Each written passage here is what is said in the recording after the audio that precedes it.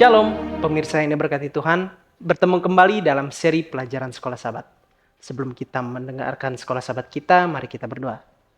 Ya Allah Bapa kami di surga, pada saat ini Bapa, kami akan mendengarkan Sekolah Sabat. Kiranya Engkau memimpin kami dalam Sekolah Sabat ini, supaya kami dapat mendengarkannya dengan baik dan dapat menerapkannya Bapa.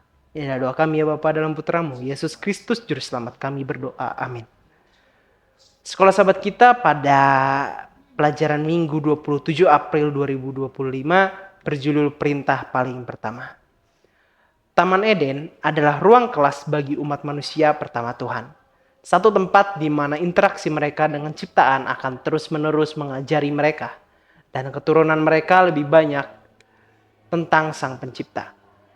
Pasangan yang suci itu bukan saja merupakan anak-anak yang ada di bawah pemeliharaan Allah, kata Ellen G. White, tetapi juga merupakan pelajar-pelajar yang menerima petunjuk dari Khalik yang maha bijaksana. Rahasia-rahasia alam semesta yang kelihatan itu tentang keajaiban-keajaiban dari yang maha tahu yang tertulis dalam Ayub 37 ayat 16 memberikan kepada mereka satu sumber kesukaan serta pelajaran yang tidak pernah habis. Alfa dan Omega jilid 1 halaman 44. Bacalah Kejadian 2 ayat 19-17 yang isinya, lalu Tuhan Allah menumbuhkan berbagai-bagai pohon dari bumi yang menarik dan yang baik untuk dimakan buahnya, dan pohon kehidupan di tengah-tengah taman itu, serta pohon pengetahuan tentang yang baik dan yang jahat. Ada suatu sungai mengalir dari Eden untuk membasahi taman itu. Dan dari situ sungai itu terbagi menjadi 4 cabang. Yang pertama namanya Pison, yakni yang mengalir mengelilingi seluruh tanah Hawila tempat emas ada, dan emas dari negeri itu baik. Di sana ada damar, bedolah, dan batu krisopras. Nama sungai yang kedua ialah Gihon, yakni yang mengalir mengelilingi seluruh tanah Kush. Nama sungai yang ketiga ialah Tigris, yakni yang mengalir di sebelah timur Asyur. Dan sungai yang keempat ialah Efrat. Tuhan Allah mengambil manusia itu dan menempatkannya dalam Taman Eden untuk mengusahakan dan memelihara taman itu. Lalu Tuhan Allah memberi perintah ini kepada manusia. Semua pohon dalam taman ini boleh kau makan buahnya dengan bebas. Tetapi pohon pengetahuan tentang yang baik dan yang jahat itu janganlah kau makan buahnya. Sebab pada hari engkau memakannya pastilah engkau mati. Apakah perintah pertama larangan yang Tuhan berikan kepada umat manusia? Dan mengapa itu begitu penting?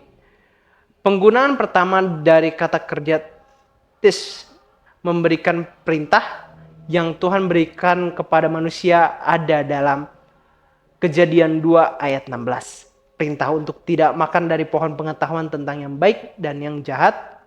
Bagaimana beberapa pengetahuan bisa dilarang?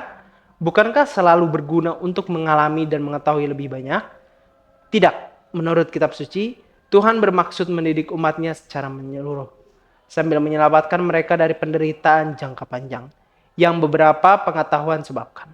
Seperti apa yang kemudian akan terjadi ketika orang memilih untuk memerintah diri mereka sendiri daripada dipimpin oleh Tuhan sendiri. Ribuan tahun kemudian ketika Israel meminta seorang raja, Tuhan menetapkan konsekuensi seperti yang kita temukan pekan lalu, dan dia memberitahu umatnya bahwa keputusan untuk menjauh dari pemerintahannya secara langsung akan terjadi hingga akhir zaman. Ketika raja-raja Israel menjadi semakin jahat, umat perjanjian Tuhan menjadi begitu duniawi dan begitu jauh dari tujuan mereka, sehingga dia memberi mereka lebih banyak lagi dari apa yang mereka inginkan, pemerintahan manusia. Mempelajari kitab Daniel dengan latar belakang ini dapat memberikan pencerahan, tidak hanya rangkaian kerajaan yang digambarkan dalam penglihatan kitab itu merupakan dakwaan terhadap bangsa-bangsa atau kafir, tetapi juga merupakan dakwaan atas kegagalan Israel. Penolakan mereka untuk mengikuti miswot perintahnya. Ketundukan selama berabad-abad bukannya kebebasan yang pertama kali diberikan di Eden. Menjadi ruang kelas baru di mana hati yang rela dapat menyaksikan perbedaan mencolok antara kerajaan dunia ini dan kerajaan Tuhan. Pikirkan tentang jenis-jenis pengetahuan bahkan sekarang yang banyak dari kita sebaiknya tidak ketahui. Bagaimanakah ini membantu kita memahami apa yang dilarang di Eden? Tuhan memberkati. Mari kita bersatu dalam doa. Ya Allah Bapa kami di surga, pada saat ini Bapa kami telah mendengarkan firman-Mu. Terima kasih atas pimpinan-Mu sehingga kami dapat mendengarkan firman ini. Supaya firman ini juga dapat menjadi pedoman bagi kami untuk menjalankan aktivitas kami sehari-hari. Dan tentunya agar kami tetap berada pada apa yang Kau ajarkan ya Bapa. Inilah doa kami ya Bapa dalam putra-Mu Yesus Kristus Juru Selamat kami berdoa. Amin.